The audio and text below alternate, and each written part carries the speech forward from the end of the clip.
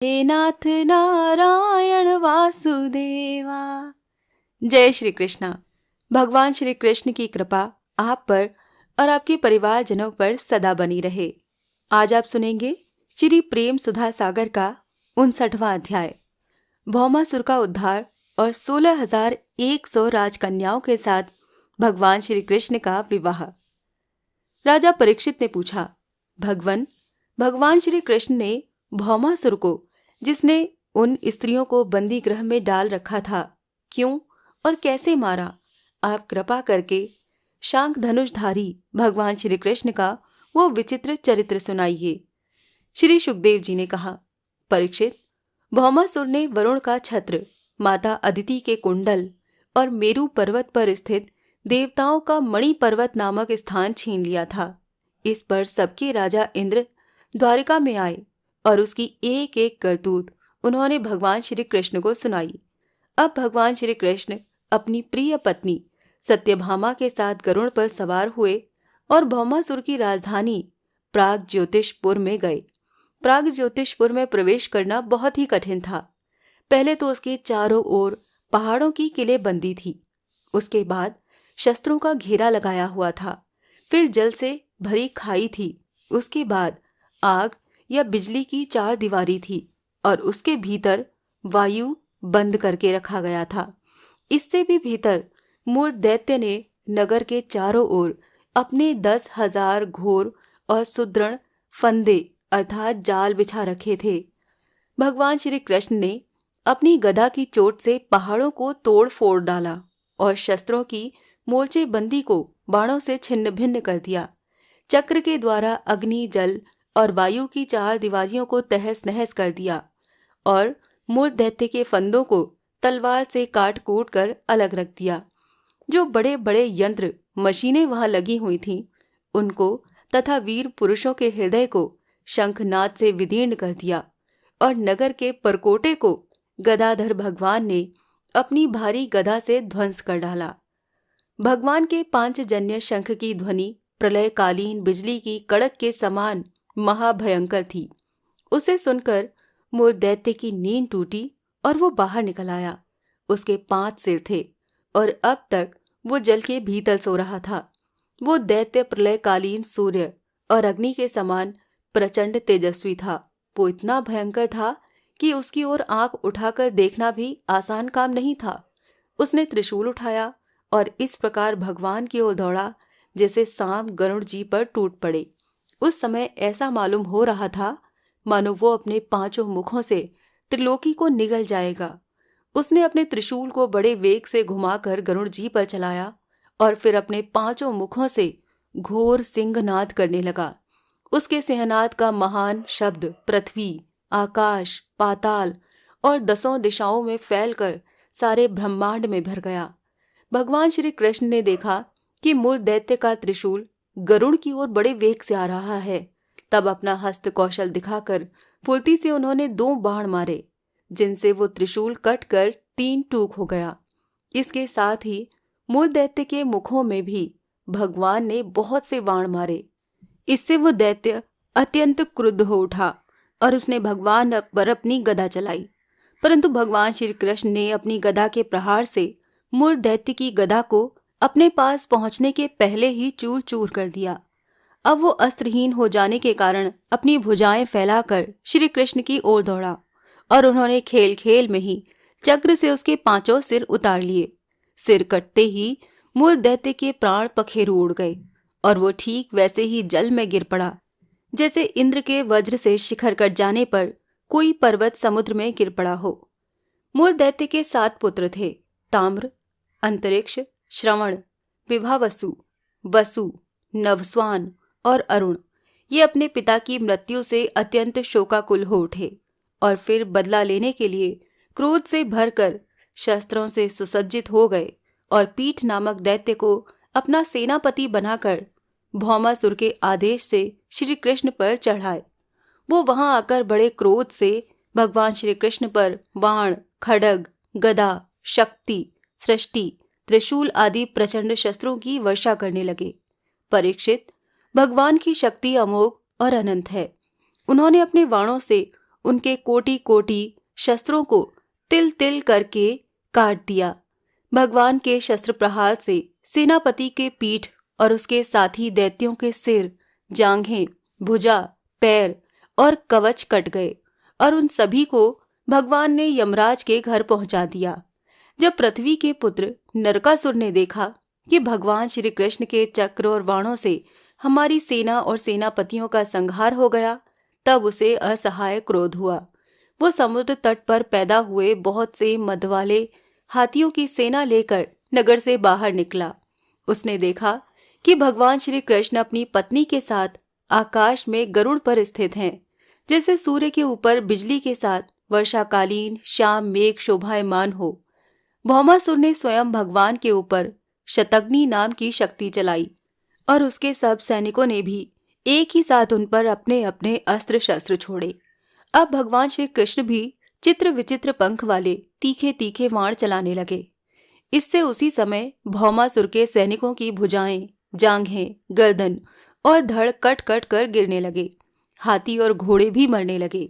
परीक्षित, भौमासुर के सैनिकों ने भगवान पर जो जो अस्त्र शस्त्र चलाए थे, उनमें से प्रत्येक को भगवान ने 3-3 तीखे बाणों से काट गिराया। उस समय भगवान श्री कृष्ण गरुड़ जी पर सवार थे और गरुड़ जी अपने पंखों से हाथियों को मार रहे थे।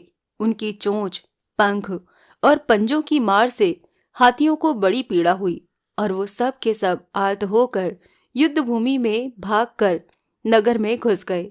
अब वहां अकेला भौमासुर ही लड़ता रहा। जब उसने देखा कि गरुड़ जी की मार से पीड़ित होकर मेरी सेना भाग रही है, तब उसने उन पर शक्ति चलाई, जिसने वज्र को भी विफल कर दिया था। परंतु उसकी चोट से पक्षीराज गरुड़ तनिक भी विचलित न हुए, मानो किसी ने मतवाले गजराज पर फूलों की माला से प्रहार किया हो। अब भौमासुर ने देखा कि मेरी एक भी चाल नहीं चलती, सारे उद्योग विफल होते जा रहे हैं। तब उसने श्री कृष्ण को मार डालने के लिए एक त्रिशूल उठाया, परंतु उसे अभी वो छोड़ भी न पाया था कि भगवान श्री कृष्ण ने छुरे के समान तीखी धार वाले चक्र से हाथी पर बैठे हुए भौमासुर का सिर काट डाला। उसका जगमगाता हुआ सिर कुंडल और सुंदर किरीट के सहित पृथ्वी पर गिर पड़ा। उसे देखकर भौमासुर के सगे संबंधी हाय हाय पुकार उठे। ऋषि लोग साधु साधु कहने लगे और देवता लोग भगवान पर पुष्पों की वर्षा करते हुए स्तुति करने लगे। अब पृथ्वी भगवान के पास आई। उसने भगवान श्री कृष्ण के गले में वैजंती के साथ वनमाला पहना दी और अदिति माता के जगमगाते हुए कुंडल, जो तपाए हुए सोने के और रत्न जटित थे, भगवान को दे दिए और वरुण का छत्र साथ ही एक महामणि भी उनको दी। राजन, इसके बाद पृथ्वी देवी बड़े बड़े देवताओं के द्वारा पूजित विश्वेश्वर भगवान श्री कृष्ण को प्रणाम करके हाथ जोड़कर भक्ति भाव भरे हृदय से उनकी स्तुति करने लगी। पृथ्वी देवी ने कहा, शंख चक्र गदाधारी देव देवेश्वर, मैं आपको नमस्कार करती हूँ। परमात्मन, आप अपने भक्तों की इच्छा पूर्ण करने के लिए उसी के अनुसार रूप प्रकट किया करते हैं। आपको मैं नमस्कार करती हूँ। प्रभु, आपकी नाभि से कमल प्रकट हुआ है। आप कमल की माला पहनते हैं। आपके नेत्र कमल से खिले हुए और शांतिदायक हैं। आपके चरण कमल के समान सुकुमार और भक्तों के हृदय को शीतल करने वाले हैं। आपको मैं बार बार नमस्कार करती हूँ। आप समग्र ऐश्वर्य, धर्म, यश, संपत्ति, ज्ञान और वैराग्य के आश्रय हैं। आप सर्वव्यापक होने पर भी स्वयं वसुदेव नंदन के रूप में प्रकट हैं। मैं आपको नमस्कार करती हूँ। आप ही पुरुष हैं और समस्त कारणों के भी परम कारण हैं।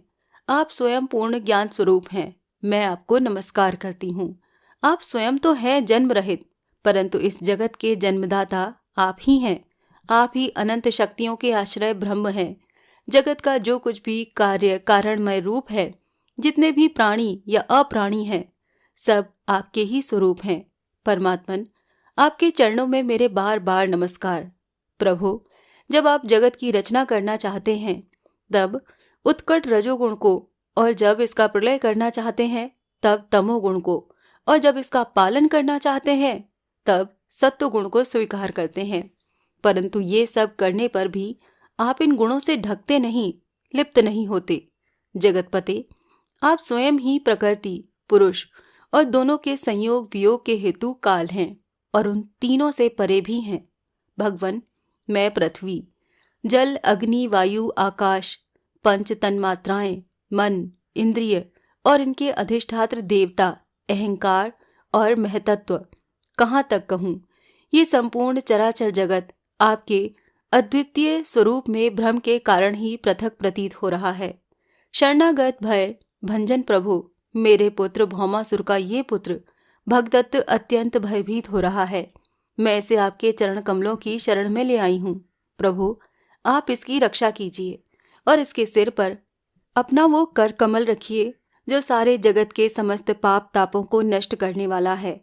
श्री सुखदेव जी कहते हैं, परीक्षित, जब पृथ्वी ने भक्ति भाव से विनम्र होकर इस प्रकार भगवान श्री कृष्ण की स्तुति प्रार्थना की, तब उन्होंने भगदत्त को अभय दान दिया और भौमासुर के समस्त संपत्तियों से संपन्न महल में प्रवेश किया।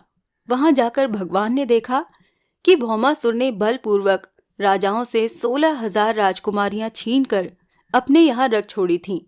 जब उन राजकुमारियों ने अंतःपुर में पधारे हुए नरश्रेष्ठ भगवान श्री कृष्ण को देखा, तब वो मोहित हो गईं और उन्होंने उनकी अहेतु की कृपा तथा अपना सौभाग्य समझकर मन ही मन भगवान को अपने परम प्रियतम पति के रूप में वर्ण कर लिया।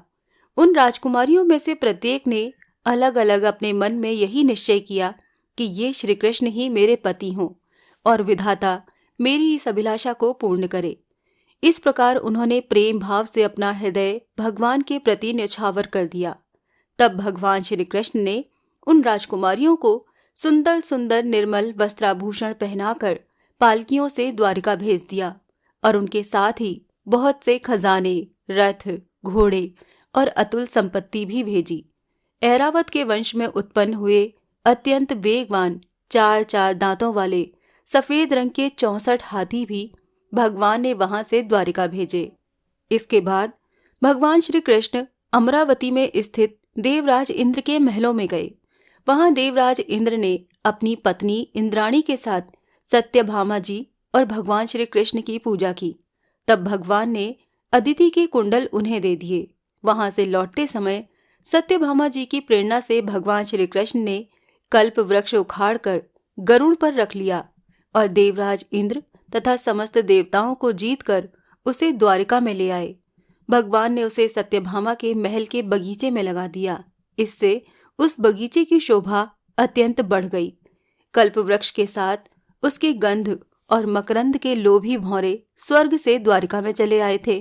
परीक्षित, देखो तो सही, जब इंद्र को अपना काम बनाना था, तब तो उन्होंने अपना सिर झुकाकर मुकुट की नोक से भगवान श्री कृष्ण के चरणों का स्पर्श करके उनसे सहायता की भिक्षा मांगी थी। परंतु जब काम बन गया, तब उन्होंने उन्हीं भगवान श्री कृष्ण से लड़ाई ठान ली। सचमुच ये देवता भी बड़े तमोगुणी हैं और सबसे बड़ा दोष तो उनमें धनाढ्यता का है। धिक्कार है ऐसी धनाढ्यता को। तदंतर भगवान श्री कृष्ण ने एक ही मुहूर्त में अलग अलग भवनों में अलग अलग रूप धारण करके एक ही साथ सब राजकुमारियों का शास्त्रोक्त विधि से पाणी ग्रहण किया। सर्वशक्तिमान अविनाशी भगवान के लिए इसमें आश्चर्य की कौन सी बात है। परीक्षित, भगवान की पत्नियों के अलग अलग महलों में ऐसी दिव्य सामग्रियां भरी हुई थीं जिनके बराबर जगत में कहीं भी और कोई भी सामग्री नहीं है। फिर अधिक की तो बात ही क्या है। उन महलों में रहकर मति गति के परे की लीला करने वाले अविनाशी भगवान श्री कृष्ण अपने आत्मानंद में मग्न रहते हुए लक्ष्मी जी की अंश स्वरूपा उन पत्नियों के साथ ठीक वैसे ही विहार करते थे जैसे कोई साधारण मनुष्य घर गृहस्थी में रहकर गृहस्थ धर्म के अनुसार आचरण करता हो। परीक्षित, ब्रह्मा आदि बड़े बड़े देवता भी भगवान के वास्तविक स्वरूप को और उनकी प्राप्ति के मार्ग को नहीं जानते। उन्हीं रमा रमण भगवान श्री कृष्ण को उन पत्नियों के पति के रूप में प्राप्त किया था। अब नित्य निरंतर उनके प्रेम और आनंद की अभिवृद्धि होती रहती थी और वो प्रेम भरी मुस्कुराहट, मधुर चितवन, नव समागम, प्रेमालाप तथा भाव बढ़ाने वाले लज्जा से युक्त होकर सब प्रकार से भगवान की सेवा करती रहती थीं। उनमें से सभी पत्नियों के साथ सेवा करने के लिए सैकड़ों दासियां रहती।